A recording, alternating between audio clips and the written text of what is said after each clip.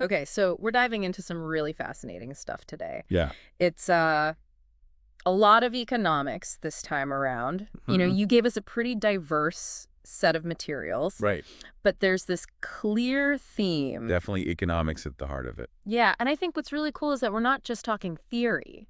Oh, absolutely not. We've got this document that lays out how an economics department is actually doing research. Yeah, it's like a roadmap Yeah, of their big questions and how they're trying to find answers. exactly. So we can see what they're working on, Exactly. what they think is important in the world of economics, and how they're going about, you know. Building real knowledge about how economies and societies develop. Yeah. That's the exciting part for me. Yeah, for sure. I mean, have you ever thought about what those big questions are? Oh, all the time. What keeps economists up at night? Yeah, what are the big problems they're wrestling with?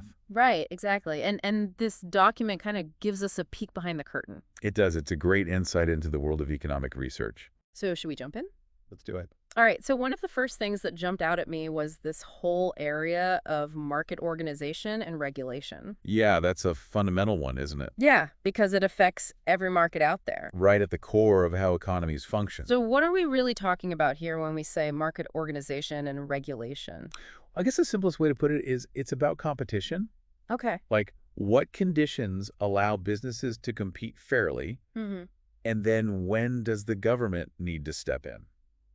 Right, because sometimes it's not fair. Exactly. Sometimes markets don't work perfectly on their own. Right. There might be monopolies that stifle innovation. Or companies that are doing things that are harmful to consumers. Exactly. So there's this constant tension between letting markets do their thing Right. and intervening when necessary. And finding that right balance. Exactly. It's a delicate balance. And this department is doing some really interesting research in this area. Yeah, they're looking at things like antitrust laws. Are they actually effective? Mm-hmm. Do they sometimes have unintended consequences? Right, right. It's a complex field. And it's not just theoretical. No, not at all. They're actually involved in public debates. Yeah, they're engaging with policymakers, Wow. offering expert advice on how to design better regulations. That's pretty cool. It shows the real-world impact of economic research. Yeah, it's not just academics sitting in their ivory tower. Exactly. It's about finding solutions to real problems. And I think for anyone listening, just think about how often you hear about monopolies, Oh, yeah. the power of big tech companies. All those debates about breaking them up or regulating them. Exactly. All of that stems from these fundamental principles of market organization. Right. It all goes back to those core economic concepts. So it's really relevant to our everyday lives. Absolutely. Okay, so let's switch gears a bit Sure. and talk about something that feels so urgent right now, What's that? the economics of natural resources and the environment. Oh, yeah, that's a big one. I mean, it's the challenge of our time, isn't it? It really is, especially in developing countries. Right, because they're trying to grow their economies, Yeah. but also protect their environment for the future. It's a tough balancing act. So how do economists approach this? Well, they start by recognizing that we can't just keep consuming resources like there's no tomorrow. Right. We have to find ways to grow sustainably. And that's where the economic levers come in. Exactly. They're Yeah. trying to figure out how to use economic incentives Mm-hmm. to encourage businesses and individuals to act in more environmentally friendly ways. So things like carbon taxes or cap and trade systems. Yeah, those are examples of market-based mechanisms Right. that can help to reduce pollution. But they also look at the cost of environmental damage. Right, because that's often ignored. Yeah, we don't always factor that in. So they try to quantify it. Put a dollar value on it. Exactly. So Mhm. that policymakers can make more informed decisions. That's really interesting. It is, and sometimes the findings are surprising. Well, for example, some studies have shown that investing in renewable energy Mm-hmm. can actually create more jobs than sticking with fossil fuels. Wow. So it's not just good for the environment. Right. It can actually boost the economy. That's a powerful argument. It is. It shows that sustainability and economic growth can go hand in hand. Okay, so let's move on to another really important area. Okay? Social policies. Yeah, another big one. And we'll start with education. The foundation of everything. Right. And there seems to be a lot of agreement on why education is so important. Yeah, it's pretty much universally recognized. As a key driver of social mobility. Right, it helps people climb the economic ladder. And it creates a more integrated society. Exactly. But the research here is digging deeper than that. Oh, yeah. They're getting into the nitty-gritty. Like what? Well, they're looking at how education systems are structured, Okay. whether specific programs are actually working. So like evaluating different teaching methods Exactly, or the impact of class size. or different types of schools. Yeah, they're trying to identify the factors Mm. that really make a difference in student success. And they're not just looking at test scores. No, they're looking at long-term outcomes, Like what? like earning potential, Okay. or even things like crime rates. Wow. So education can have a ripple effect. Absolutely, it affects all aspects of society. And one area that's getting a lot of attention is early childhood education. Oh, yeah, that's huge. Because the research suggests that high-quality preschool can have incredibly long-lasting benefits. It's amazing how those early years can shape a person's life. Yeah, it really underscores how important those early interventions are. It does. It's a powerful insight. Okay, so moving on to health. Healthcare. Yeah, The economics of health. it's all connected, isn't it? Yeah, I mean, it seems pretty obvious that a healthy population is Mhm. good for the economy. Right, a healthy workforce is a more productive workforce. Exactly. And access to good healthcare isn't just about individual well-being. No, it's an investment in human capital. And it's a key factor in economic development. You know, we saw that so clearly during the pandemic. Oh, yeah. The economic impact was devastating. Right. It really highlighted that link between health and the economy. It did. And this department is really digging into all aspects of healthcare. Yeah, they're looking at everything from the design of healthcare systems Right. to how they're managed. Mm-hmm. They're evaluating specific health programs. Like what? Well, they might compare different healthcare models, Okay. like a single-payer system versus a multi-payer system. Right. Those are always big debates. Yeah, and they're trying to analyze Mm-hmm. which systems are more efficient, Okay. which ones deliver better outcomes. Right. And which ones are more equitable? Exactly, because access to healthcare shouldn't depend on your income or your background. Yeah, that's a really important point. It is, and it's one of the things that economists are trying to address. Okay, so then we have poverty and income distribution. Yeah, another complex issue. And the document points out this kind of paradox. What's that? That development has lifted many people out of poverty. Yeah, that's the good news. But there's still a significant group that's really hard to reach. Right, and income inequality remains a huge problem. So economic growth doesn't automatically solve everything. No, unfortunately not. The benefits aren't always evenly distributed. And that's what this department is trying to understand. Like why some people are left behind. Exactly. They're looking at the root causes of poverty and the factors that contribute to income inequality. And they're not just focused on ensuring a basic standard of living. Right. They're also concerned with how income is distributed. Because a society with huge gaps between the rich and the poor is not a healthy society. It can lead to all sorts of problems, Social unrest. political instability. Yeah. So they're looking at policies that might help to narrow the gaps. Regressive taxation Yeah. or Yeah. universal basic income. Those are some of the ideas being explored. And these are debates that we hear all the time. Oh, yeah, they're constantly in the news. Which just shows how relevant this research is. It's informing the policy discussions that are happening right now. Okay, let's move on to another big area. Sure. Labor economics and the labor market. The heart of the economy. Right, because it's where most people earn their living.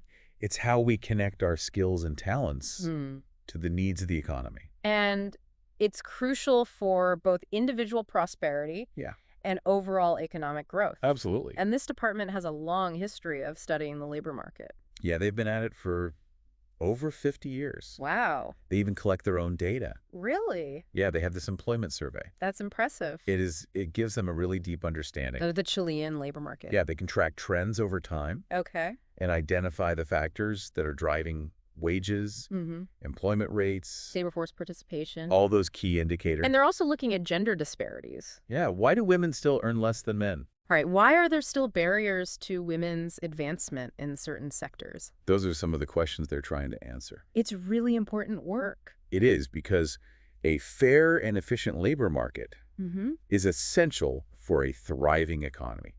Okay, so let's zoom out a bit Okay. and talk about macroeconomics, The big picture. monetary economics, and finance. Yeah, this is where we look at the economy as a whole. Right, not just individual markets. We're talking about things like economic growth, Inflation, unemployment, interest rates, government spending, all those big levers. and the role of central banks. Right, because they have a huge impact on the economy. They control the money supply, Yeah, and they set interest rates. which affects borrowing costs for businesses and consumers. Exactly. So it's a really powerful position. It is. Yeah. And one of the things that economists are looking at Mm-hmm. is how central banks should operate. Like how independent they should be from political influence. Exactly, because that can affect their credibility. Right. And their ability to control inflation. And they're also looking at the effectiveness of different monetary and fiscal policies. So things like quantitative easing or Yeah. tax cuts. Or government spending programs. They're trying to figure out what works best in different situations. Because there's no one-size-fits-all approach. Right. Every economic crisis is unique. And the global economy is so interconnected now. It makes it even more complex. Yeah, so it's a really challenging field. It is, but it's also incredibly important. Because these macroeconomic forces affect all of us. They shape our lives in so many ways. All right, so let's move on to technological innovation Okay. and productive development. The engine of progress. Right, because technology is really what drives long-term economic growth. It's what allows us to produce more goods and services. With fewer resources. Yeah, it's about efficiency and productivity. And this document calls technology a critical, but sometimes overlooked engine of growth. Because we often focus on things like labor and capital. Right, but technology is what amplifies those things. Exactly, it makes them more productive. And one of the interesting things about technology is that the benefits often spill over. Yeah, they have these positive externalities. So it's not just the companies that create the new technologies? Right, the whole economy benefits. And that's why there's often a case for government support. Yeah, because the private sector might underinvest. Right, because they can't capture all the benefit. Exactly, so the government can step in. Provide funding for research and development. Create incentives for businesses to adopt new technologies. And invest in education and training. To make sure workers have the skills they need. And this is especially important in developing countries. Yeah, they're often trying to catch up. To close the technology gap with more developed nations. Which is seen as crucial for boosting productivity and competitiveness. Right, because technology is constantly evolving. And if you fall behind, you're going to struggle to compete. Exactly. Okay, so this leads us nicely into our next topic. Which is growth and economic development? Yeah, two sides of the same coin. But the document makes a distinction between them. Right, and it's an important one. So what's the difference? Well, economic growth is simply about increasing the size of the economy. Okay, so more goods and services being produced. Exactly. Higher GDP. But economic development is broader than that. Okay. It's about improvements in things like health, equality. Alongside that economic growth. So it's more about overall societal progress. Exactly. It's about improving people's lives. Not just making the economy bigger. Right. And understanding what drives this broader development is key to creating policies that actually make a difference. That's the ultimate goal. Right. Because just having a bigger GDP doesn't necessarily mean a country is more developed. No. It can mask a lot of underlying problems. Like inequality, environmental degradation. Exactly. So it's important to look beyond the headline numbers. Yeah. And focus on the factors that actually contribute to human well-being. Okay, so now for something completely different. Okay, I'm intrigued. Economics, law, and criminality. Wow. An interesting combination. I know, right? I wouldn't have thought of these as being so interconnected. Well, it's all about incentives. Okay. And how the rules of the game shape behavior. So we're talking about both formal laws and informal social norms. Exactly. And how they create the environment for economic actors. So, for example, stronger property rights can encourage more investment and economic activity. Because people feel more secure. Right? Their assets are protected. So they're more willing to take risks. And on the flip side, weak property rights can lead to corruption. Uncertainty. Right. And a lack of investment. Exactly. And then there's the economic perspective on crime. Which is fascinating. Yeah, because it's not just about morality. No, it's about costs and benefits. So things like the severity of penalties for crimes and the likelihood of getting caught. Those are all economic factors. Because they influence people's decisions. Yeah, they create incentives. So if the penalties are high and the chances of getting caught are good, people are less likely to commit crimes. It's a deterrent. But if the penalties are low and the chances of getting away with it are high, then crime becomes more attractive. It's a rational calculation. So this research is looking at how to design legal frameworks and enforcement mechanisms that can actually deter crime. And create a more stable environment for economic activity. Which benefits everyone. It does. It makes society safer and more prosperous. It's amazing how these things are all interconnected. It is. It shows the power of economic thinking. Okay, so finally we have two areas that are more about the tools that economists use. Yeah, the nuts and bolts. So applied theory and mathematical modeling. The engine room. And then economic theory itself. The foundation of everything. So let's start with the tools. Okay. Why are economic models so important? Well, they allow us to understand how the economy works Okay. by simplifying complex systems. Right, because the real world is messy. It is. There are so many variables. So models help us to isolate the key relationships. And to test different scenarios. So it's like a simulation? Yeah, you can tweak the parameters. And see what happens. Exactly. And these models can be both abstract Theoretical. and very specific. So they can be used to analyze a wide range of issues. From the impact of a tax cut To the effects of climate change. to the spread of a pandemic. It's really quite versatile. It is, and this department is really active in developing these models. So they're constantly refining their tools. Yeah, trying to make them more accurate, more useful.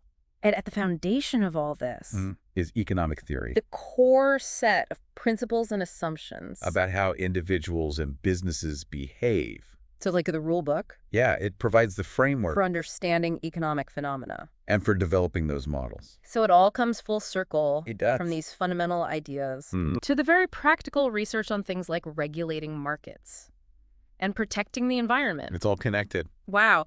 This has been an incredibly illuminating deep dive It has into the world of economic research. so many fascinating areas. And it's clear that this isn't just about abstract theories. No, it's about solving real-world problems. Making people's lives better. Yeah. And one of the things that really struck me is how interconnected all these fields are. Oh, absolutely. A breakthrough in technology Yeah. doesn't just affect the tech sector. Right. It ripples out. It affects the labor market, Economic growth. even the environment. It's all part of a complex system. And understanding those connections. Is essential for making good policy decisions. So reflecting on all this, Yeah. I'm curious, what single area do you think holds the most promise Oh, wow. That's a tough one. for driving positive change in the years ahead? I mean, we've covered so much ground. I know, right? It's hard to choose just one. But if you had to pick... Well, maybe the intersection of technological innovation Yeah. and sustainable development. Yeah. Because if we can harness the power of technology to create a greener and more equitable economy, that could be transformative. It could. But it requires a lot more research. To figure out how to do it. Exactly. Well, that's definitely something to think about. It is food for thought. Thank you so much for sharing your insights. My pleasure. And your sources. It's been a great discussion. It has. And thanks to everyone for joining us on this deep dive Until next time. into the fascinating world of economic research. Bye.